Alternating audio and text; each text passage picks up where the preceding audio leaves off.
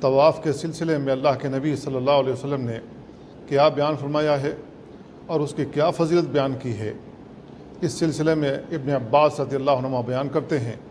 ان النبی صلی اللہ علیہ وسلم قال الطواف حول البیت صلاة الا انکم تتکلمون فیہ فمن تکلم فیہ فلا یتکلم الا بخیر۔ نبی کریم صلی اللہ علیہ وسلم بیان فرمایا خانہ کعبہ کے چاروں طرف طواف کرنا نماز کی طرح ہے، اللہ یہ کہ تم طواف کے درمیان کلام کر سکتے ہو، بات چیت کر سکتے ہو، تو تم میں سے جو شخص طواف کے دوران بات کرے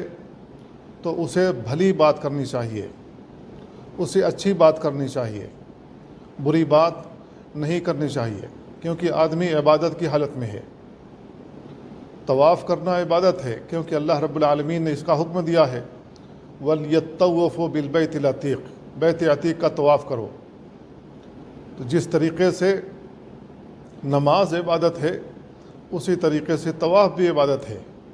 لیکن شریعت نے طواف کے دوران اتنی گنجائش رکھی ہے کہ اگر ہمیں کوئی ضرورت ہو، کوئی حاجت ہو تو ہم کسی سے گفتگو کر سکتے ہیں، لیکن نماز کی حالت میں نماز کے علاوہ کوئی اور الفاظ ہم نہیں نکال سکتے،